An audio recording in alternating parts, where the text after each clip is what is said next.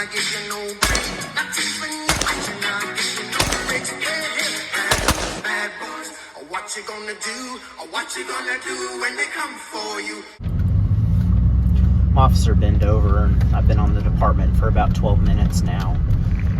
The reason that I do this and came to the department was because I can't stand people who break laws like having high-capacity magazines and not paying their property taxes, things like that. So we're responding to a call right now. A neighbor called in a noise complaint. This guy has been known not to pay his property taxes. In fact, he's going on 5 years now. So this gives us a reason to make contact with him, see what's going on.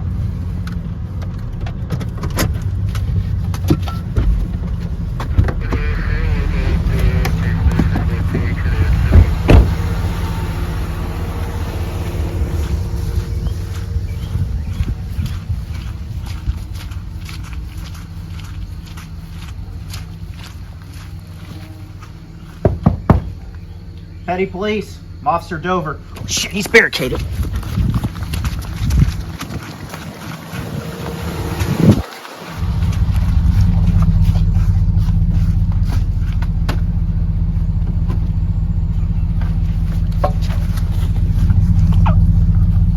Subject that's barricaded himself in looked like he had a weapon.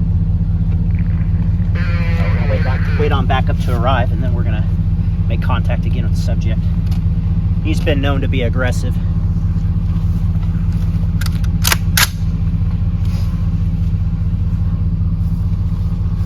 Come out now! Man, you smell that? I smell marijuana. This guy can't break any more laws today. I'm doing this on my own.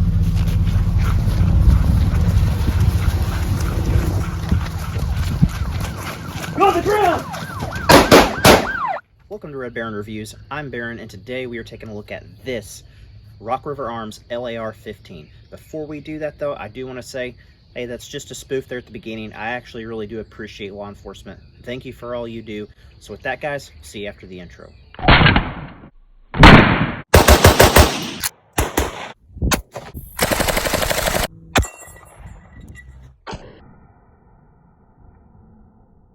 So what we're looking at, other than the world's poorest quality backdrop, is the Rock River Arms LAR-15. Now, if the stock number didn't give it away, this is a former duty or service rifle, and to be more specific, it's a police trade-in. Now, there's two things that make this rifle really special. The first one being, I know what specific police department this rifle came from, and not only that, I got to speak with one of the police officers who served on the department while these rifles were in circulation.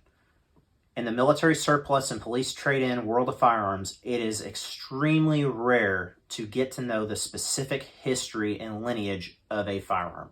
And so that makes this very special to me. The second thing that makes this rifle special is that this is not an off-the-shelf Rock River Arms AR-15. This is a custom order that the police department made to Rock River Arms to build them a rifle. This is a purpose-built rifle.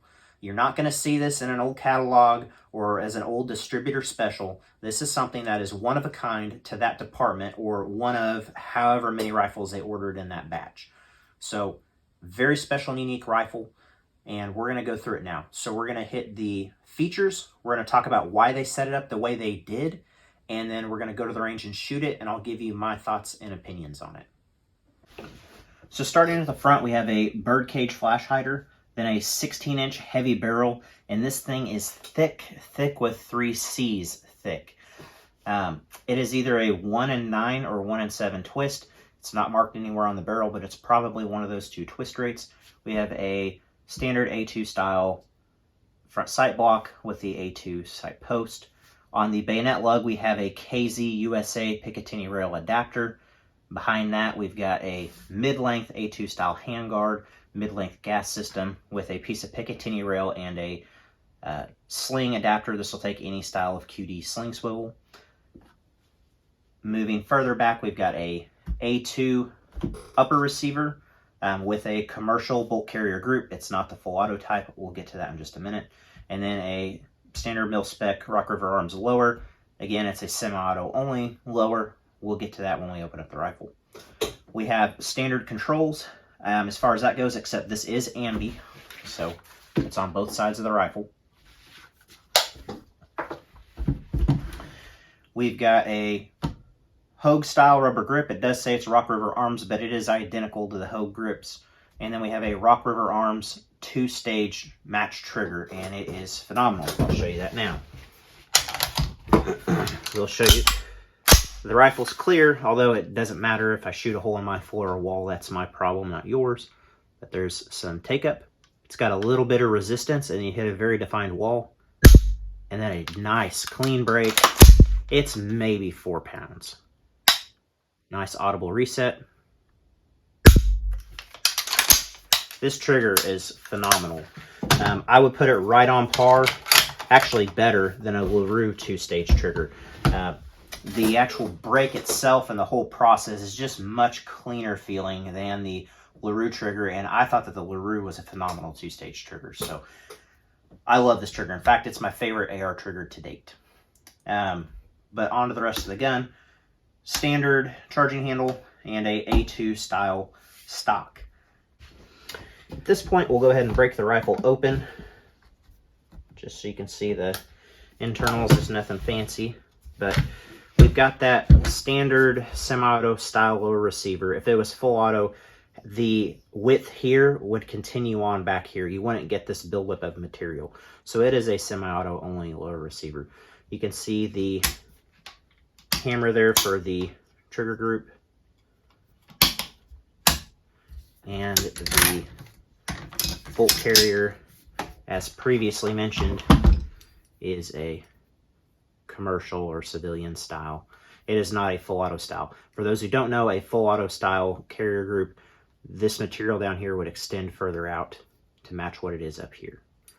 So has some wear on it, just like the charging handle. The charging handle has some wear, which would be typical if this was in and out of a cruiser. I'm sure that they're probably clearing the firearm each time it's in and out of the rack. I think that's what this mark here is probably from, in and out of the rack system. Or who knows, maybe it got dinged up on one of the incidences where it was taken out of the vehicle. But anyway, that's the rifle overall. And now let's talk about why it's set up the way it is. So as mentioned, this was a custom order purpose-built rifle. And so we're going to go through why it's set up the way it is. And this is all my guesswork, but I'm going to assume that they use this type of mount down here for a light for a few reasons. The first being that mounting it under the barrel does not cause any excess width to the right or left-hand side of the rifle. Meaning that if this is going in a rack in a cruiser, you don't have to worry about snagging it on something or if it will fit because you have an offset light. For the officer, that does a couple of things. By having a light underneath the barrel instead of offset to the right or the left, if you're clearing a building or a house, you don't have to worry about what side of the hallway a room is on versus how your light is offset. You're not going to get any excess splash from the light being on the wrong side of the doorway that you're going into. So that's kind of nice from that standpoint. Another benefit that it has being underneath the barrel is that back in the day, they probably used a larger or longer light, and extending the light out is going to create less shadow from the barrel when you're using it. With this rifle being ambidextrous, it also allows a left or right-handed user ease of access to actuate a tail switch or a push button if it's center of the gun. So they accomplished a lot of things doing that, and I think that it's for the benefit of the officer and in and out of a rack in the cruiser. Now, by putting this adapter here, you're rendering the sling point useless, which is why they had to put something here. So it's not the way I would set it up for my personal uses, but for the department and their specific cruiser use, I think this makes sense. Now, it is a heavy barrel. This rifle, if I had to guess, was made in the early 2000s just because it's an A2 style and it's got the heavy barrel. Both those things, very popular in the early 2000s. Mid-length systems, back then mid-length was kind of a new thing, but it has a lot of benefits. It's softer recoiling, so less wear and tear on parts, better recoil mitigation. Not that it has much to begin with, but those are my thoughts on why it's a mid-length system. Why iron sights? Well, we've talked about it in the dissipator video. Reliability. Back in the early 2000s, red dots, although they had been used in military service for quite some time, they weren't a standard fielded item when we're talking about large groups of infantry or police departments. Red dots were still kind of proving themselves at that point, and it'd also be cost prohibitive at that time for a red dot. So I think that's why they went with this setup. It's pretty bomb-proof and usable even at night if you're using a light. So the fixed stock, the reason I think that they chose a fixed stock instead of a collapsible is for the cruiser. If this is in and out of a specific rack, it may not allow for a stock to be completely collapsed or extended. So an officer would have to fiddle with the stock to put it in and out of the rifle and adjust it to themselves as they take it out of a vehicle in an emergency situation, which is critical time. Also, handling the rifle more increases the chances of a negligent discharge. So by going with a fixed stock, you alleviate that problem altogether. It may not fit the user as well, but it is going to fit everybody. It will work. You maintain that ambidextrous utility of the rifle, and one size fits all. It'll be in and out of the rack. You don't have to worry about it. Even if it gets into the wrong vehicle, they are all standardized across the board on both the rifle platform and the mounting systems in the vehicles. So that's why I think they went with this setup. And for what it is and what it's designed for, it is a really cool system. So with that, let's take it to the range and put some rounds through it.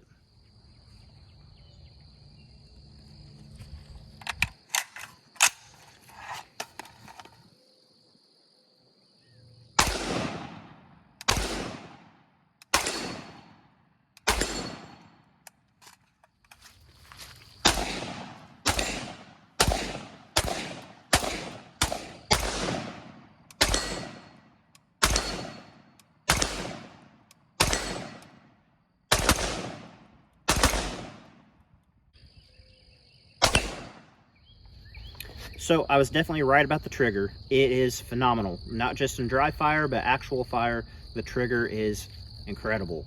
I'd love to take this to a place where I can shoot it out to some distance to really take advantage of the trigger and then the supposed accuracy of these heavy barrels. I really want to put it through its paces and find out.